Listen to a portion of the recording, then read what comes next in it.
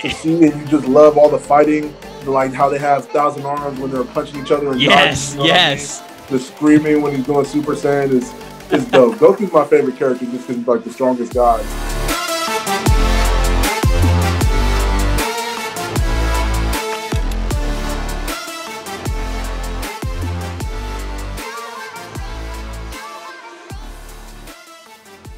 What's up, everybody? Trevor Sikkema here for another prospect interview at the Draft Network. I have the pleasure and honor of interviewing right now Mr. Osa Odighizuwa from UCLA, the edge rusher there. And Osa, how are you doing, my man? I'm doing well. All right, so I said your last name correctly, right? Odighizuwa? Yeah. Okay. The reason why I better know how to say that name correctly is because not too long ago when I was starting doing draft work, I actually covered your brother coming out of UCLA. And so my first question for you is, obviously a UCLA guy yourself, what was the journey like for you as a recruit following your brother? Did you always know that you were going to go to UCLA, or was that kind of something that came about later in the process? I was pretty set on going to UCLA just because I grew up admiring them. They were doing well, 10-plus win seasons, ranked top 25, putting guys out into the NFL at a very high level, and obviously it's a great school. So I was my dream school. You know what I mean? That's always good when you get the chance to go to the school you've had your eyes on. I just wasn't sure if that was your goal along with your brother going there, but that's great. That's great to hear. I also know, after doing some digging on your recruiting profile, that you're a wrestler, and I want to give you your props here. 3-time state champion, correct? Yes, sir. So a 3-time state champion, you transition over to football. Were you always able to play both? Which one did you do first? Did you wrestle first, or did you play football first? Well, I started wrestling the year before I started playing football. So now, then what was that transition like, going from a wrestler into football? Like, how did you get into it? Did somebody watch you on the wrestling mat and was like, damn, we got to get this guy some helmet and pads or something like that? My brother had just gone to UCLA at the time, so I didn't really know much about football. I'm like, if he's getting a football scholarship for being a D lineman, they bring you all up and they're like, what position do you want to play? I'm like, I'll be a fullback and a D lineman. You know, I didn't know anything about football, but I'm like, my brother's good at it. We're from the same bloodline. We're going to have like the same build. So might as well start now. You know what I mean? I totally know what you mean. If it was right there and you kind of saw the success with it. So I did not know that you played fullback. Were you like a blocking fullback, or were you a give me the ball on the goal line kind of fullback? I was a little bit of both. Like, I was able to get the ball, but the crazy part is, like, I didn't know. This is like my first time playing football, so I would never like run full speed with the ball. It's kind of like more of like a smooth run, stiff arm a guy, just try and get as many yards as I can. But they didn't give me the ball too much just because I didn't have knowledge of like the gaps and everything like that. It was all confusing as far as X's and O's. Listen, so the best people play both sides of the ball, and they clearly looked at you and were like, we got to get this dude the ball on offense somehow. So I think that's high praise that they had you even play fullback there. But going back to your wrestling background, I love anytime I can find out that somebody's got a wrestling background who plays in the trenches, because I just feel like there's so many things functional strength-wise that translate over to football. What for wrestling has been the biggest difference for you with that background and now coming into it, playing a different sport, but having that as your background? I would just say my balance, footwork, hands, and then just my mental toughness. You know what I mean? I feel like wrestling is a very hard sport, one of the hardest in the world. So being successful and being able to succeed at a high level in wrestling, just carrying that mindset over to football, one, just gave me an edge in terms of toughness and just being able to push through pain and just go hard all the time in my effort. And then two, just as far as athletically, just balance, hand fighting, leverage, you know? No. So you saying that you were going to football after wrestling, and then you mentioning there with being a fullback and learning different X's and O's and actually how it goes. When did you feel really comfortable playing football? Like when was football not as much as a, hey, I'm big and athletic kind of a guy, but now I know what I'm doing. I'm taking the next step. Was that a high school thing? Was it a college thing? When did you really figure that out? As far as technique and being a D lineman, probably my junior year of college, like not junior year of college, but junior of high school and senior of high school. But then Obviously, it was still raw, just learning different things like that as far as using my hands, getting a feel for that. And as far as X's and O's, it came a little later, like junior year of college. I know that Took a you little were while, but going through a little bit of a weight transition too when you were going from high school to college. What did you weigh when you were coming out of high school when you got to UCLA? I was like 265. Oh, were you really? So, and then what Yeah. was your play? What was your By play? the Like, time I what's your, got there, huh? what were you saying? By the time you got there? By the time I got to UCLA, I was 265 because obviously during wrestling season, like in between like my senior wrestling season and my freshman summer at UCLA, like week after wrestling season, I gained like 10 pounds because, it's all that cardio. Right. You can't really gain any weight. But I got to UCLA at like 265. You got that freshman 15, got all the Yeah. food, that stuff in my face, Right. So by the time I was going into fall camp my freshman year, I was 280.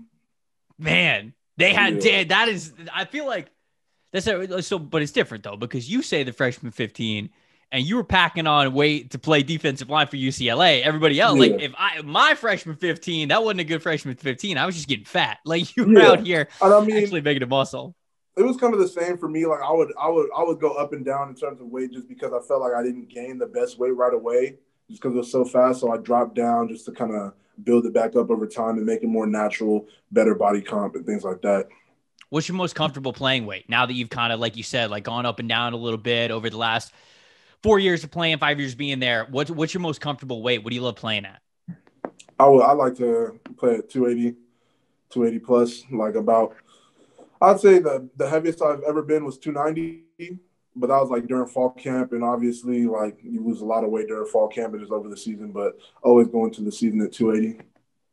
All right. So I know I had to ask about this because I know you're a big anime guy, right? And I was going through your Instagram and I actually saw you got a picture of Goku going Super Saiyan for the first time in Dragon Ball Z. So I grew up watching a ton of Dragon Ball Z. I didn't get quite into like the GT saga, so I didn't watch nearly as much as that, but I had to ask you about this.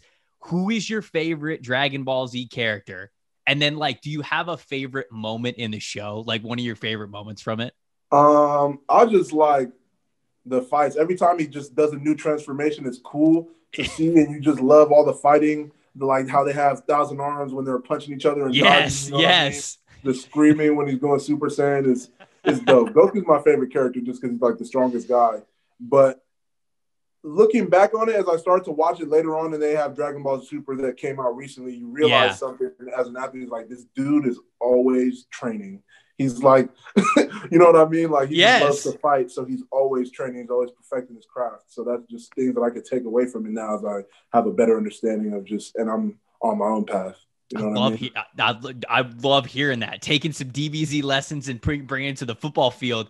I mean, Goku's obviously fantastic because he's a main character. He's the man. You love it.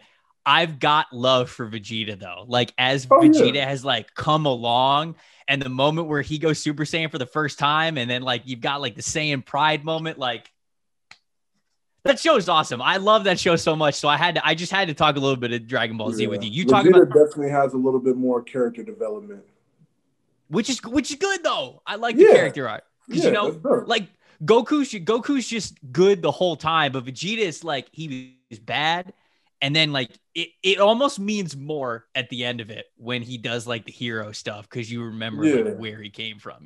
Exactly. I think you saying that you realize that he's always training. I always thought it was hilarious. Anytime they had like a training session, they'd show them eating, and it's like they're eating like 20,000 calories at once. It's just like this giant spread of food. So I kind of took that from it as well as a training thing. So one more DBZ question: if you could have one like move from the show, like what would it be? Would it be like the Kamehameha? Would it just be like going Super Saiyan? Would it be like the instant transmission thing where they can go anywhere? You think? Instant transmission without a doubt. I feel like that's sneaky. Like a lot of people might. The most practical one, I feel like. Yeah, I mean, for me and you, for sure. If we're like fighting an alien race or something, maybe I'd want a Kamehameha or something. But if I'm a normal human being, it's got to be instant transmission. Yeah. Gotta. You already got the move down. You already know. You never have to buy a plane ticket ever again. All I right, will so never be late to anything. right. You can just feel like in bed and then just like boom, immediately where you need to go. Exactly. We'll pop it back. We'll pop it back to UCLA. I was reading up on some of your work and your coverage from this past season, and you were the veteran of the group. You were the guy that kind of everybody was looking to. You were the elder statesman, and I just wonder what that was kind of like going through that process. You know, it feels like in college you're always growing yourself, and you going into the NFL, you're still growing, and yet at the same time you're kind of being a mentor for those younger guys. So what was that like being that senior leader on the defensive line at UCLA? I feel like being a leader is something that helped me grow the most as a player because if you're going to lead by example, you're going to be the one that everyone's coming to. You have to be that much more strong and just you're going to be under a lot more scrutiny because when other guys mess up, it's on you too because you're the one who's responsible and you're taking responsibility for more people. Like I am my brother's keeper and just being able to be someone that has to answer to coaches and DC when for things like that and guys in my position room. You know what I mean? Yeah, no, I mean, I love hearing that. And then like taking it a little bit further, I mean, you were going into this season and there was a lot of uncertainty whether or not this season would even happen, not just in the Pac-12, but college football as well. Take me back to the summer when, you're going through workouts. And like you said, you're being a leader for different guys and you're trying to make sure that you stay ready. What was that like going through the summer? Not sure if you were even going to play football this season. Man, we just knew we'd have to be ready for the opportunity. So we're one of the reasons why I did go back over the summer instead of just staying home. I felt like I was getting a lot of good work at home, but I want to be able to get other guys in on that and as far as like drills and just being able to drill as a group and make sure we're all progressing and growing. We got new guys that didn't really get to do spring ball as far as like the early enrollees, you know what I mean? So guys that I want to get up to speed as fast as possible. So just being able to organize drills, see everyone in person, keep our guys accountable, and make sure that we're all getting work, sharpening our sword quietly, hoping that the opponents are not doing the same. You know what I mean? So, no, I absolutely love it. Like multiple times a week, and just being the one that organizes that stuff. No, it's great. That's good stuff there. Let's talk about some of the stuff that you've been doing lately. Obviously, you had the Senior Bowl. I'd love to hear about that. I've been to Mobile, Alabama a couple of times, so I've got to cover players there, and they always tell me about how advantageous it is to be able to get there and get the NFL coaching. How was the week in Mobile for you? Indeed. I definitely went into it with high motivation because I knew it's always a good opportunity to increase your stock. And with the combine being canceled, it's even more important. You know what I mean? So I went in there with the intention of sneaking up some boards. You know what I mean? So I feel like I did a good job with that. I had a great time as well. It was long days. I feel like most of the time when I got home at night, I just right back back awake. But I operate pretty well off of like not too much sleep or late nights. You know what I mean? Just because it comes with the territory. So just having to take advantage of that stuff. When we had time, I'll go to the massage room and make sure I was getting my body right for practice and things like that. Trying not to get hurt throughout the week because I know that's one that's going to affect my stock. And two, it's no fun to be hurt. You know what I mean?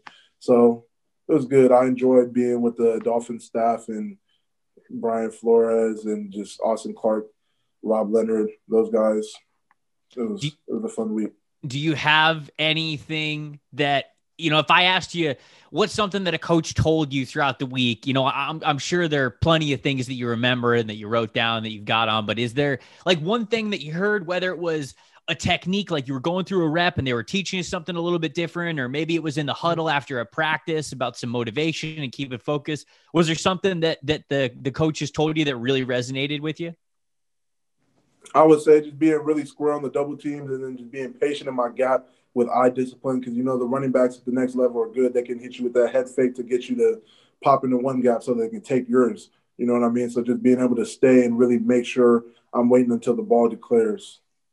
So then kind of going off of that, let's look a little bit forward because we got a little bit of time here now between this and the NFL draft. You mentioned it, no combine, which is a bummer, but what's some of the things that you are looking to do, looking to learn, whether it's shaping your body a little bit or watching some NFL film, getting some extra moves down? What are some things that you'd love to make sure NFL teams know you're working on and that you're going to get ready for at the next level?